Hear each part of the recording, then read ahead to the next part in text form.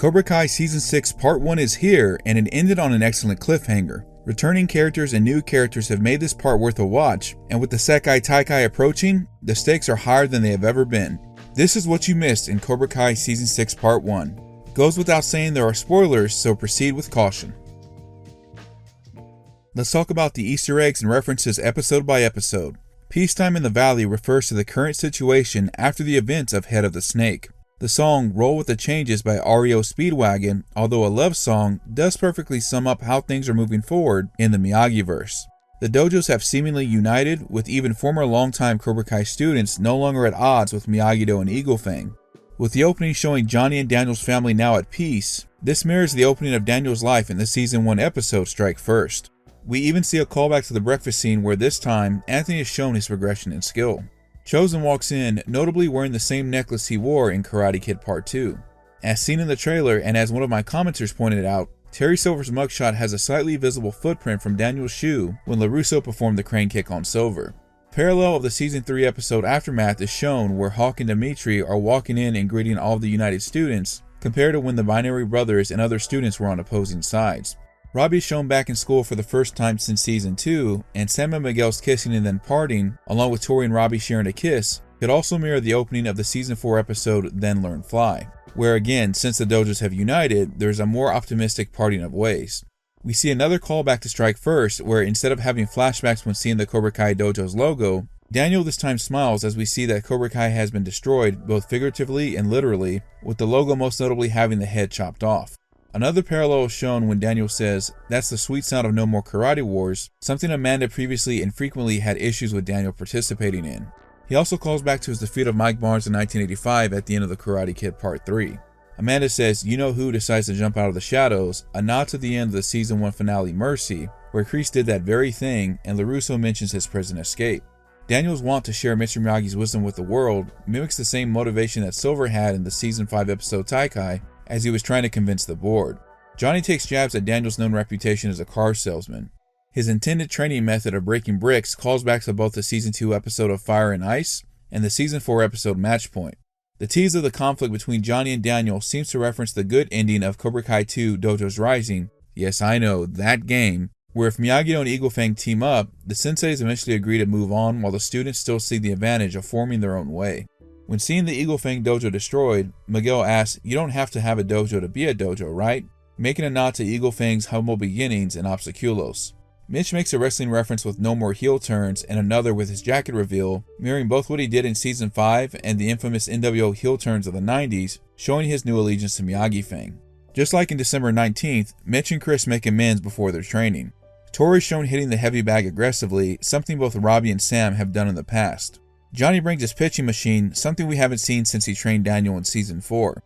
His request for lighter fluid and attended exercise could be a callback to what he did to Miguel and Miyagi-Do by lighting a fire under him.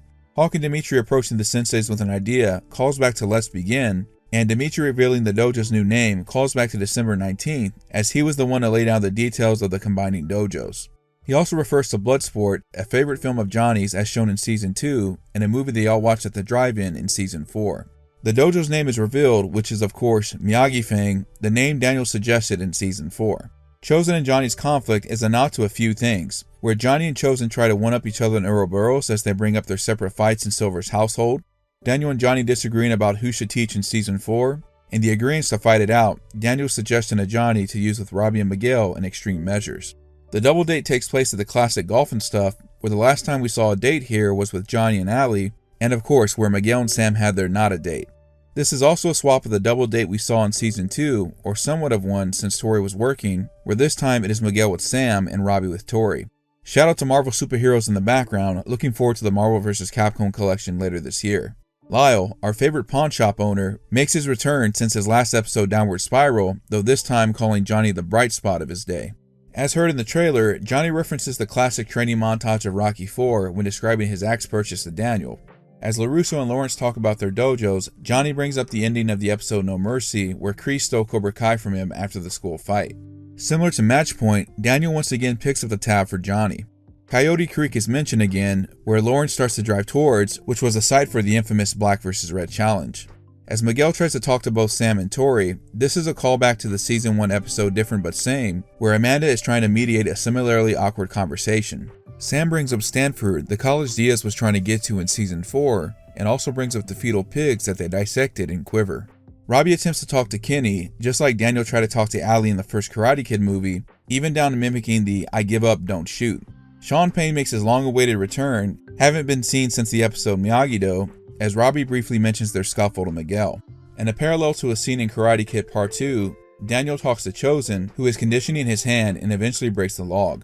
It's revealed that he's hung up over Kumiko, as she never returned the drunken voicemail he left in the episode Survivors. Speaking of that episode, as Silver talked about, Chosen mentions that the only thing he has left is legacy. When Johnny finally arrives at Coyote Creek, he hears a recording of Kreese's famous "Pain does not exist in this dojo," as it's revealed that Stingray is teaching Cobra Kai, wearing the gi that Silver gifted him in Extreme Measures. We then see the batting cage fight from the trailer, where Robbie references how he struck first in their previous fight, but won't do so again this time. Miguel manages to slide and sweep Sean, in a callback to the infamous slide he did in the season 1 episode Mercy. As seen in the trailer, Miguel punches the ball out of the pitching machine, echoing his infamous montage and counterbalance. Kenny mentions that he doesn't want to hit a girl, the same thing Hawk said to Sam in the episode All In. When attempting to punch Robbie, Sean gets his hand stuck in the fence, a nod to Johnny punching his fist through a wall in Match Point. Back at Coyote Creek, Stingray has started printing flyers like Johnny did in Escoleto, even calling one of the students Booger as a nod to the film Revenge of the Nerds. He also gives Johnny a rallying speech, similar to what Miguel did in the episode of King Cobra when relearning how to stand. Raymond mentions Amanda as Daniel's smoking hot wife, the same thing one of the hockey players said to LaRusso in First Learn Stand. Kenny is seen hitting the bag in his backyard, and a callback to Robbie doing the same thing in Back in Black trying to work out his anger, and is approached by Sean, similar to how Silver approached him in the episode Taikai. Sean offers some words of advice to his younger brother and to learn from his mistakes, a similar thing Robbie said to Kenny in the episode Minefields. Sam mentions the infamous LaRusso Auto slogan of kicking the competition, and also calls Tori a bonsai badass, her tournament nickname in season 4. Daniel rightly brings up that Mr. Miyagi never cared about tournaments, echoing back to his mentor's sentiments in Karate Kid Part 3, while Johnny tells Daniel and Chosen that he concedes, mirroring to what Chosen said about the snake conceding in the episode Bad Eggs. When Johnny agrees to join Miyagi-Do, this calls back to him and Daniel finally getting along in The Rise, with the two once again standing on their respective side of the mat. As the outro montage begins, Sam and Tori are seen performing kata together, in a similar shot of Daniel and Mr. Miyagi doing the same in Karate Kid Part 3, and Kenny finds his way to Miyagi-Do just like Dimitri did in The Moment of Truth. This time, Kenny returns the nod that Anthony gave him at the start of the episode, and we then see a Rocky III-like spar where Johnny, Daniel, and Chosen are fighting each other. At the very end of the episode, Kreese comes out of the shadows smoking a cigar, just like the season 1 finale, and as Amanda predicted. Episode 2's title, The Prize, is a nod to the classic slogan, "Keep your eyes on the prize." This is also a nod to a couple of storylines for this episode: Kreese retrieving the prize from the cave, Miguel's goal to get into Stanford, and Johnny's goal to find a new place to rent. We see another flashback to most likely 1980, the same year the flashback took place in the episode of Bad Eggs, where we see Kim Sun-young's face for the first time as he strikes da-eun with the same stick as seen in the exercise in Ouroboros. Sun-young says that the lesson of no mercy will be for whole life, in a dark parallel to Mr. Miyagi's lesson of balance in The Karate Kid. Kim Da-eun no longer being afraid is a subtle nod to fear does not exist. Kreese telling da-eun that she earned a spot in the Sekai Taikai is parallel to the previous episode of Robbie telling Kenny the same thing. Chosen pairing with Johnny again for more antics is another nod to the episode Ouroboros, where they went to confront Silver. Kreese approaching Kim Sun-young about the Sekai Taikai and the latter saying no is a nod to Karate Kid Part 3, where Mr. Miyagi told Daniel not to compete in the All Valley again, and where he struck with a cane, just like in 1980. Kreese also brags about Johnny beating 5 of the senseis, in a nod to his adrenaline-fueled drunken rage in Head of the Snake. In the next scene, we see the return of Brooks, not having been seen since King Cobra, where we get a flashback to his beatdown, and who has a forgiving attitude about his incident, like his dojo's rising counterpart. He also seems to have the same attitude that Hawk had in Head of the Snake: you win some, you lose some, or in this case, play karate games, win karate prizes. Johnny nearly breaking Baz's hand is a nod to his strong grip, something both Graham and Daniel noted in Season 2. Lawrence brings up the devil's lettuce habit Rosa has, as seen at both All Valleys. Johnny kicking the sign on his way out seems to be a reference to the Karate Kid deleted scene where he kicks the locker shut, or Match Point in Season 4 where he kicked the mailbox during his montage. Kyler being afraid of the frat leader is similar to how he was afraid of Miguel in Season 1.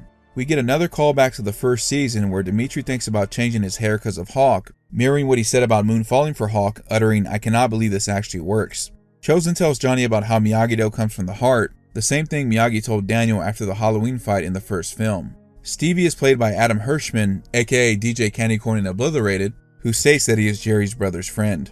This is probably one of the few references we hear about Jerry, another Cobra Kai student who trained alongside Johnny in the original film. He also brings up Dutch, who Lawrence states is in prison, as the gang talked about in Take a Right. Similar to the therapy session in Earl Burroughs, Kreese sees both Silver and Johnny, two of his biggest enemies. In a reference to the fights they had in seasons 2 and 3, Kreese this time again chokes Johnny in a callback to Karate Kid Part 2 and defeats his weakness. As seen in the trailer, Kyler blocks a punch as Miguel did in their fight and counterbalance as the frat fight begins. We see a few more Easter eggs in the scene. Hawk and Dimitri fighting together like they did in seasons 3 and 5, Miguel and Kyler dapping each other up like Kyler did to Hawk in season 3, and Miguel making his opponents hit each other like Miyagi did in the next Karate Kid. Finally, Brooks puts a chokeslam, or at least what seems like one, on one of the frat boys through the table. Johnny working at LaRusso Auto shows us that he still has his old suit that he wore in seasons 1 and 3, and how it all comes full circle where the conflict partially restarted with Daniel and Ace Degenerate. He is now working for his old rival Daniel. Near the end of the episode, Kreese brings back the head of the snake, referencing the season 5 finale title. Episode 3's title, Sleeper, is by definition used to describe something or someone that is unexpectedly successful or important after a period of being unnoticed, ignored, or considered unpromising or a failure. This most likely refers to the plotlines of Miyagi's past, and Quan becoming the top student of Kim and Kreese's dojo. When the package arrives, Johnny mentions the ending events of King Cobra, where Kreese unleashed a cobra on LaRusso Auto. He also brings up Lethal Weapon's 2 famous bathroom scene, and Daniel even goes on to quote Murtaugh's famous catchphrase by saying, "I'm getting too old for this shit." In parallel to what Chosen talked about in season 5, Kim Da-eun tells Quan no shortcuts. Just like Johnny did in Back in Black, Kim Da-eun introduces Kreese as a guest, and the latter goes on to talk about the events of the 1984 All Valley.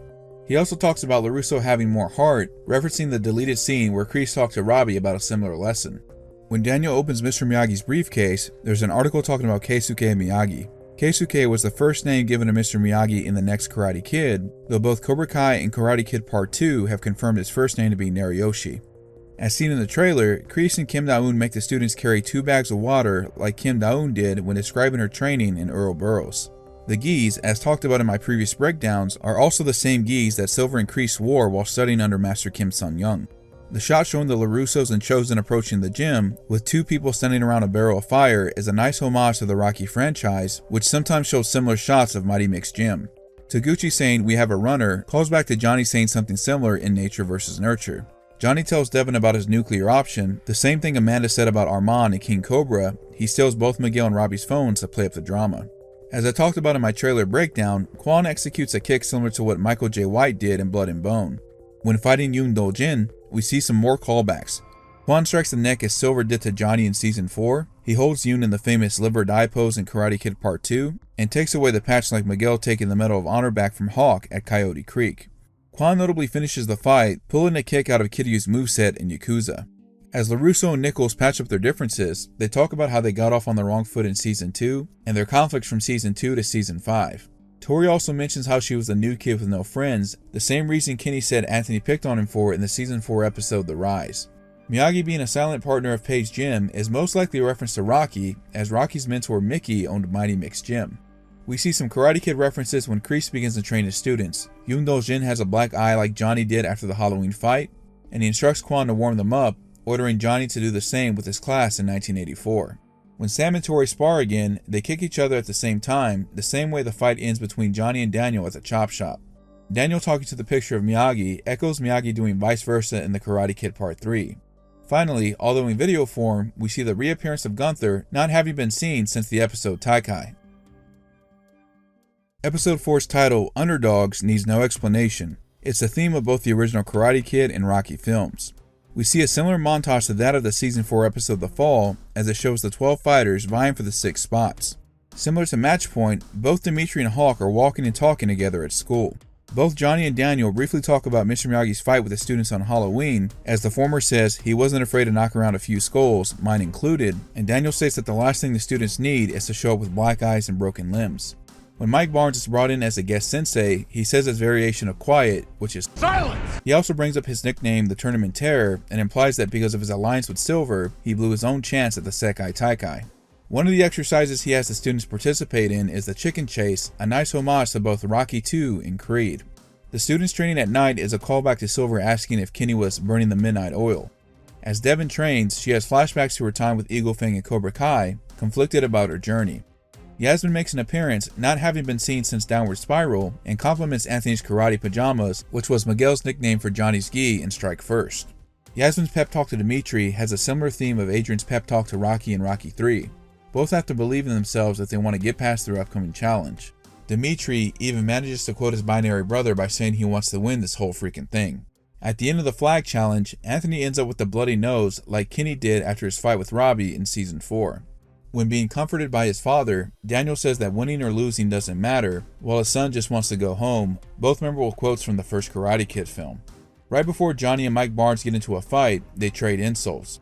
Lawrence calls Barnes a goon for hire, referencing how he was hired by Silver to terrorize Daniel, and Mike calls Johnny a cream puff, which someone in the audience calls him at the 1984 All Valley.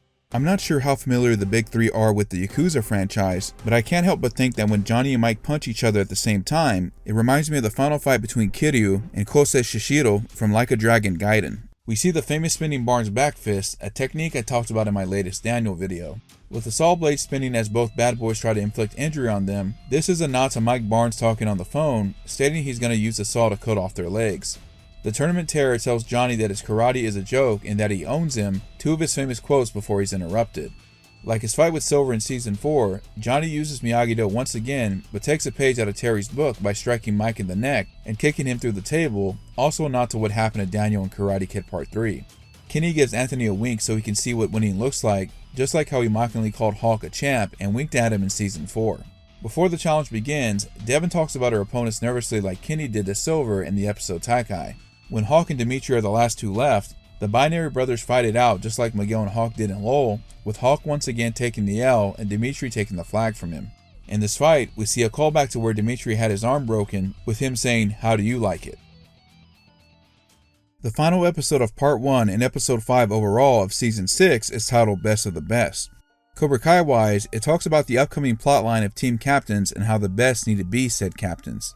It's also reference to the martial arts film of the same name, a film da-eun brings up during Kicks Get Chicks, and a film Johnny shows during his training during this episode, though the footage is from the sequel Best of the Best 2. During the parking garage conversation with Kreese, we see Tori flashback to their chat in prison. John tries to manipulate her by saying she's playing second fiddle, the same thing he said to Johnny in Match Point. As the students warm up, Sam mentions her longtime friend Aisha, someone we haven't seen since the Season 4 episode Kicks Get Chicks. In a callback to the Season 2 episode Take a Right, Tori does some work on the pads, though this time with Robbie instead of Miguel. Nicole's stance on college hasn't changed much since her conversation with da-eun and Taikai, and Robbie's haunted by the comments made about him being a runner-up in Extreme Measures. Overall, the conversation between the two echoes back to what they talked about during the prom and party time, where they both once again share a desire to win. Johnny calls the dojo Miyagi-Do, the pronunciation that Daniel had to correct the announcer on in the finals of the 1984 All Valley. Lawrence briefly mentions that Mr. Miyagi fought for America as he was part of the 442nd. Sam falls into the water during Johnny's balance exercise, and a callback to both her and Robbie doing the same thing in Season 2 and Johnny in Season 4. When offering Miguel college advice, Johnny says it's not how you start, it's how you finish, something Robbie taught Cobra Kai at the end of the episode Let's Begin. Speaking of him, Keen calls Miguel El Serpiente, one of his old nicknames. As he trains Sam and Miguel, Daniel asks what his daughter's fighting for, a lesson they previously talked about with Chosen and Taikai. Sam states closure, part of Daniel's reason to find balance at the end of the first Karate Kid film, as he wanted to know the outcome of his fight with Johnny.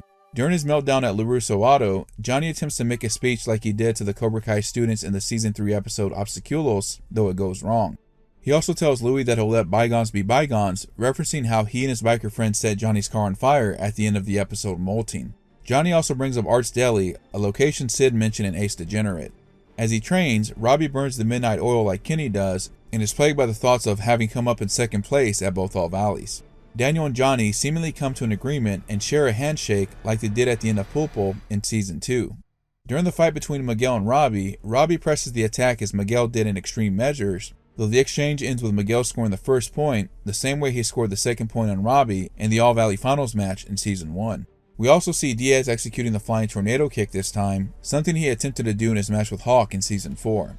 During Tori's fight with Sam, she fakes out like she did during the final point of their All-Valley's final match.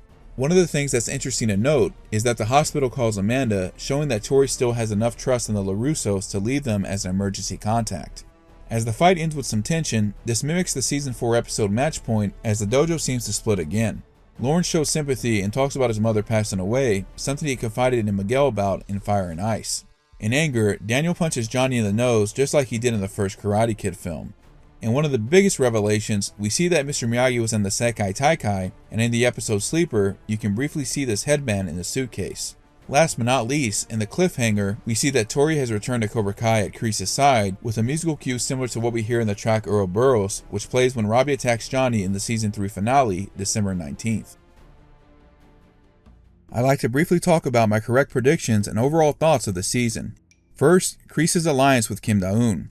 While this was loosely hinted at in Season 5, I had a feeling that John had no one else to turn to but the Kim family, as talked about in my What Will Happen in Cobra Kai Season 6 video. We also see why Kim Da-eun held Kreese in high regard. When she was younger, he defended her against her grandfather, with her even striking Kim Sun-young when he attacked John.